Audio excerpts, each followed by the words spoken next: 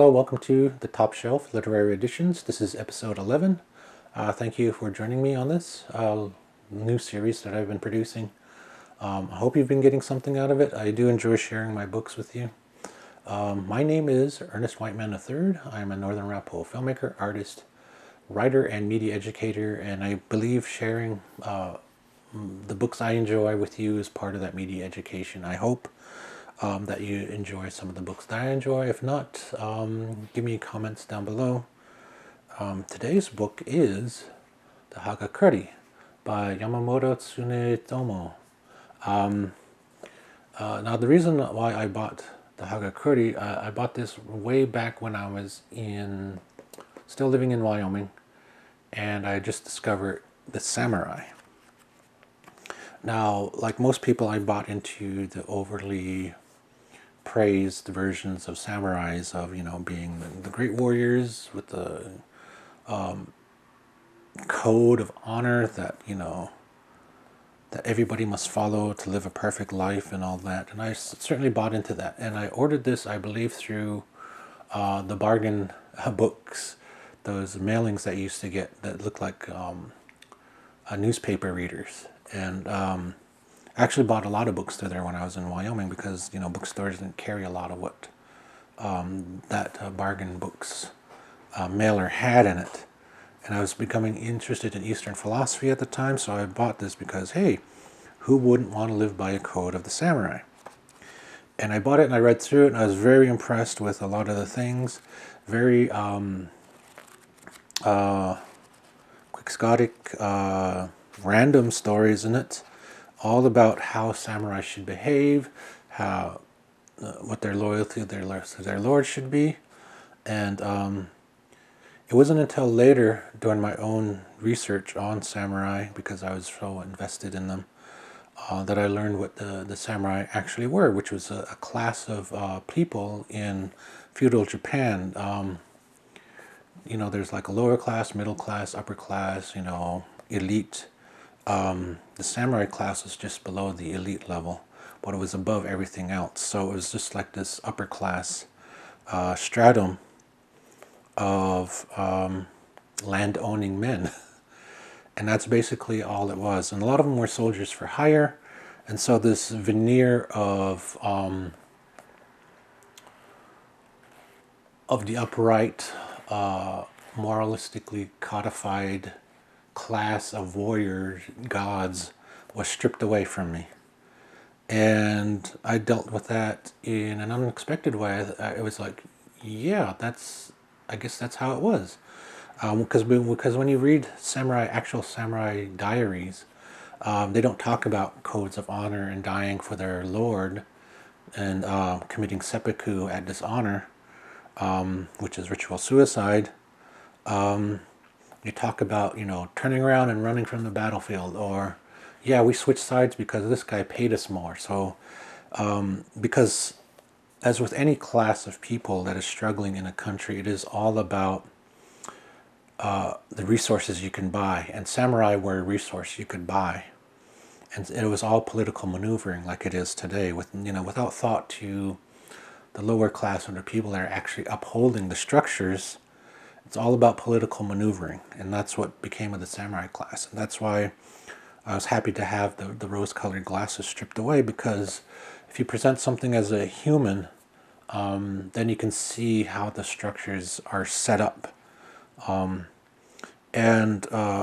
Because the samurai had gone through a period of civil wars that lasted for decades and decades, that when one shogunate, I forget who it was, actually united the country at the end of the samurai wars, there was like 150, 200 years of peace, of non-warfare.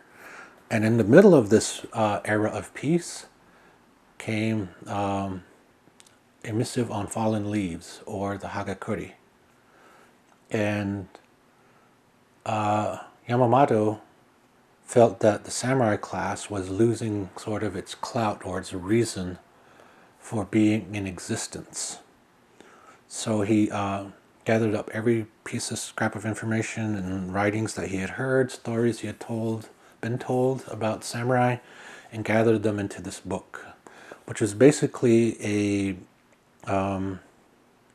a treatise on, if I'm getting the word right, or basically a list of how samurai should behave, which includes, learning the arts, learning martial arts, learning poetry and writing, dying for your lord. These all came during this period of peace, and it was a way of just sort of like justifying the samurai class. Like, oh, we have something to add because we are what people should strive to be. And if that sounds familiar, yeah, it does. It does. It really does sound familiar. Where an elite class is where you should strive to be. So you poor people should, be glad of where you are. And that's another thing I've learned about this from this. And I've bought many different versions of it since.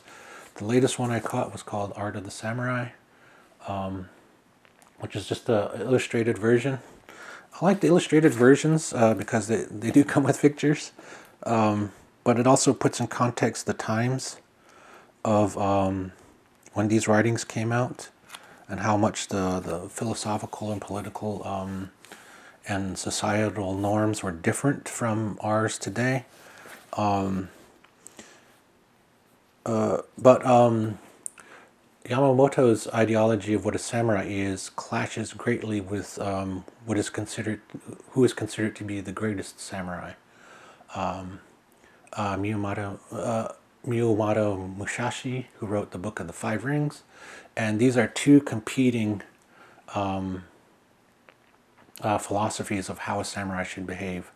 And I'll get into that when I cover a Book of the Five Rings, which I do have multiple versions of. But these are really good reads. They do really highlight, and the one thing I really dislike about the Hagakure is how it's been sort of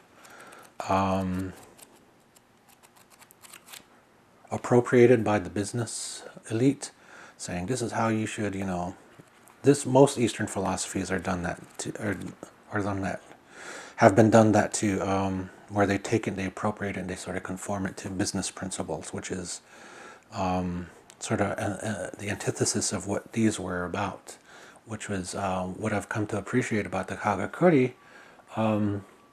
Is not as that this is how a samurai should behave, but it is a philosophy of self-discipline, and that's what I come to appreciate it for. My camera battery died, so I'll just pick up from when I was my summation. Like I was saying, this is a good book on self-improvement, but is filled with a lot of contradictions. Like in one sentence he tells you to be tactful and purposeful, then in the next he's telling you rush into things. So, but that's just comes from him having this, I think it was an 11-year period of writing these things down or dictating them to somebody. And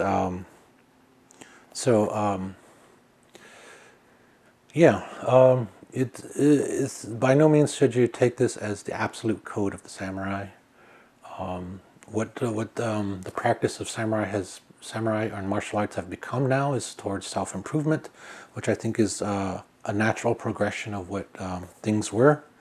The fact that the idea that it's been taken and appropriated for business practices is sort of weird, because this talks about losing. You should be ready to die for your lord, which I guess in business terms means you should be ready to sacrifice for your company, which I don't agree with at all. It's even critical of the loyal 47 Ronin, talking about how they were more concerned with winning rather than display of loyalty, when their deaths should have been their display of loyalty. But it just goes to show you how complex the behaviors of samurai were during those times, and to try to sum it up into some sort of codified behavior, I think was there's a reason why he called it a treatise or a missive on fallen leaves, because fallen leaves are scattered. And I was going to leave you with some sort of quote, but I get tired of that sometimes when people talk about the Hagakure. they always have to try to leave this profound quote. The only thing that I can recall that comes to mind is that thought has no place in the actions of men, which I think is entirely hilarious and very on point for what people sort of glean out of the Hagakure. So the Hagakure by Yamamoto TsuneTomo is today's book. Once again, thank you for joining me. I'll catch you next time.